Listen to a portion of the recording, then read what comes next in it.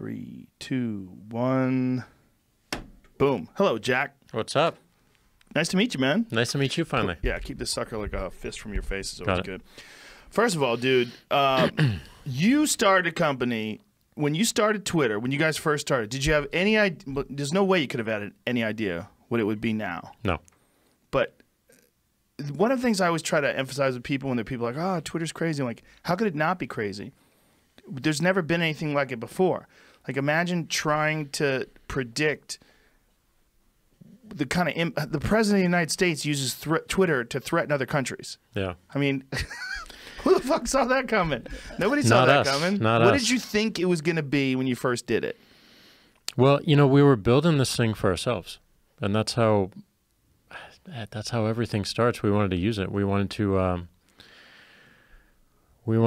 you know, stay connected with each other. Like a group text, almost. Like a group text. We loved our phones. We loved technology. We actually started this as a Hack Week project out of a failed company called Audio. It's podcasting. I remember that. I remember Audio. Super early on. We were really creative folks, but we weren't that passionate about where podcasting was going in our particular domain. And we just got a lot of competition early on. iTunes just released their podcast directory, but we knew we wanted to work together. We knew we love this idea of one button publishing. We love this idea of collaboration. We love this idea of being anywhere and being able to share what was happening. That was the idea. I mean, that was it, and that's what we wanted it to be. And I think the most beautiful and also sometimes uncomfortable aspect of Twitter is we really learned what it wanted to be, and the people helped create it. Like everything that we hold sacred now, the @ symbol, the hashtag, the retweet, those were not invented by me or the company. Those were things that we discovered people using, and we just observed it, and we noticed what they were trying to do. They were trying to talk with one another. They were trying to collect tweets around topics with a hashtag. Has anybody figured out when the first use of hashtag something was created? Yeah, it was actually our lead designer, Robert Anderson, who leads our design of the Cash App. Hired him for Square later on. But he was the first one. He was actually communicating with his brother. And he put @Buzz. His brother's name is Buzz. And it just kind of spread. It wasn't in mass, but people were doing it. But what was most interesting is not what they were doing, but what they wanted to do with it. They wanted to address each other. And that changed the company completely. That changed the service because it went from just broadcasting what's happening to conversation and to being able to address anyone publicly out in the open, which came with it a lot of power and also a lot of issues as well. Yeah, the use of hashtags, like looking up hashtag, you know, Fry Fest or hashtag, you know, anytime there's something weird that's in the news, that's such a unique way to find things. But to go on Twitter and to utilize that, it's I mean, it's interesting that this guy just did it just to contact his brother.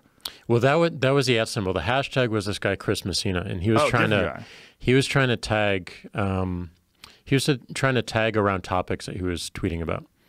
And again, that spread. All we did was made it easier. We made it more accessible. We enabled everyone to do it. With the @ symbol, we made a page that collected all mentions of your name. With the hashtag, we allowed people to search immediately, so you could tap on the keyword, and you would see everyone talking about that or tweeting about that specific hashtag. So these things were just emergent behaviors that we didn't predict, and they became the lifeblood of the service. What's fascinating to me about something like Twitter or even something like YouTube is that there's not a lot of other ones like it. There's just this one thing. Like, how does that happen? Yeah. Where this one thing sort of gets adopted by everybody and takes over and then just becomes this overwhelmingly massive platform. I mean, there's Vimeo, and there's a few other video services, but nothing on the scale of YouTube. And that's the same thing with Twitter. There's nothing on the scale of distributing information in a quick, short, 280-character form like that. We I don't think we could plan for it. I don't think we could necessarily build for that. Someone said recently we just gathered a bunch of our leadership last week in Palm Springs for an offsite, and someone said recently that Twitter was discovered. And I think what's behind all that is that it hit something foundational. It hit something essential. And my co-founder Biz likes to say that Twitter can never be uninvented. It's here. It changed everything. The use of it has been revolutionary. And it's just a simple idea of, if you could text with the entire world, if you could actually reach anyone in the world, or anyone could see what you're thinking, which I think is also the beautiful thing about text and the medium. You can actually get at someone's raw thoughts, and anyone in the world can see that instantaneously. It becomes this subconscious. It becomes this like global consciousness, and it gets to some really deep places in society, and some of those places are pretty uncomfortable. Well, it also gets to some really deep places psychologically. There's a weirdness to it, right? There's a weirdness to sending text, particularly anonymously, and there's so many accounts that are just an egg, and so many accounts where they're clearly designed. If you like, sometimes someone will tweet something mean to me, and I'm like, I wonder what this person's up to. So I go to their site, and it's just them tweeting mean shit at people all day long. Like, it's probably some angry person at work, and they're like, I'm just going to find people and fuck with them all day. Like, when